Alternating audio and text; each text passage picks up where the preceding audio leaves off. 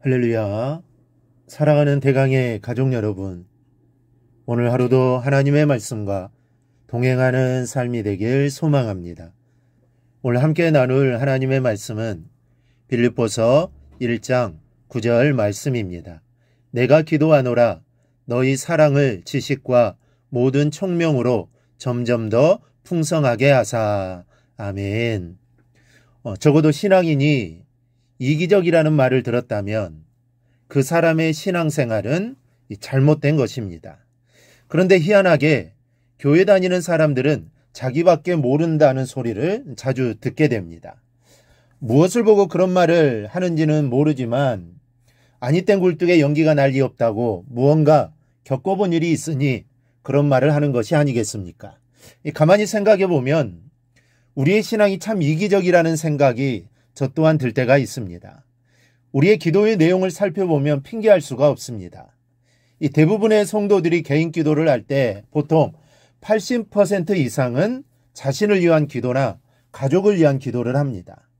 그리고 20% 정도를 쪼개서 나라나 또 교회나 다른 일들을 위해서 기도합니다. 남을 위한 기도는 5%를 채 넘기질 못한다고 합니다. 그것도 마음을 담아 전심을 다해 기도하는 것이 아니라 거의 형식적으로 기도하고 맙니다. 물론 모든 그리스도인들이 다 그렇다는 말은 아닙니다. 이 평균을 잡으면 그렇다라는 것이죠. 그래서 요즘에는 교회들이 중보기도학교라는 과정을 두고 또 중보기도를 어떻게 해야 하는지를 가르치고 있는 교회들이 늘어나고 있습니다. 참 바람직한 현상입니다. 그러나 꼭 그런 과정을 이수하지 않더라도 우리 안에 형제와 자매를 향한 사랑이 있다면 얼마든지 서로를 위한 기도를 할 수 있을 것입니다. 우리가 오늘 본문에서 생각해야 할 것은 먼저 기도를 해주는 것이 가장 큰 힘이라는 것입니다. 몸이 아플 때 문병을 와주거나 또 관여해 주는 것은 너무도 고마운 일입니다. 또 슬픔을 당했을 때 같이 울어주거나 위로를 해주면 큰 힘이 됩니다. 힘든 일이 있을 때 와서 도와주고 맞들어주면 훨씬 쉽게 일을 마칠 수가 있습니다. 재해를 당했을 때 물질을 모아주는 것은 다시 일어날 수 있는 밑바탕이 됩니다.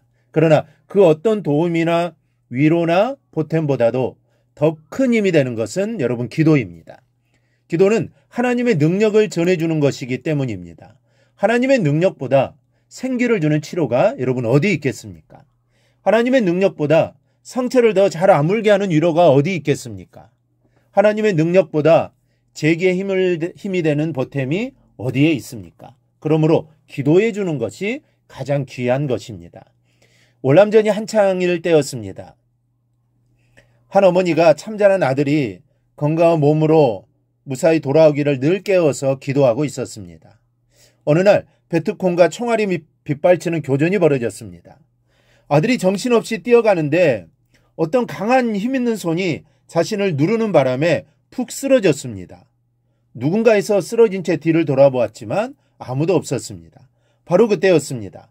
그가 쓰러진 곳에서 불과 5m도 되지 않는 곳에서 폭탄이 터진 겁니다. 만약에 누군가가 강한 힘에 쓰러지지 않았으면 그의 몸은 콩가루가 될 뻔했습니다. 아들은 그 손길이 어머니의 기도를 들으신 하나님의 손길임을 알 수가 있었습니다. 무사히 제대하고 돌아온 아들은 어머니에게 어머니의 기도에 하나님께서 천사를 보내어 나를 살리셨습니다라고 고백했다는 것입니다. 여러분, 기도는 이렇게 하나님의 능력을 전해주는 가장 귀한 선물입니다. 오늘 본문에서 바울은 빌립보 성도들에게 이렇게 말합니다. 내가 기도하노라. 아주 짧은 한마디이지만 이 한마디에는 빌립보 성도들을 진심으로 사랑하는 바울의 심정이 그대로 담겨져 있습니다. 기도해 주는 것이 가장 사랑하는 것입니다. 사랑합니다, 사랑합니다. 입버릇처럼 말해도 기도해 주지 않은 사랑은 진실이 아닙니다. 그러므로 서로를 위해 기도해 주는 동역자가 되기를 바랍니다. 그것도 진심으로 기도해 주시기 바랍니다. 그 기도가 그 사람에게 가장 큰 힘이 될 것입니다. 둘째로 내가 기도하고 있음을 알려주어야 한다고 합니다. 본인이 알지 못하게 은밀히 기도해 주는 것이 미덕이라고 생각하시는 분들이 있습니다. 맞습니다. 그 사람이 모르게 은밀히 기도해 주는 것 참 덕스러운 일입니다. 그러나 내가 기도해 주고 있음을 전해 주는 것은 더욱 큰 미덕입니다. 왜냐하면 누군가 나를 위해 기도하고 있다는 것이 영적으로 큰 힘이 되어 영적인 전투에 영향을 미치기 때문입니다. 어린 시절로 돌아가 같은 또래의 아이와 시비가 붙어 싸우고 있다고 생각해 보십시오.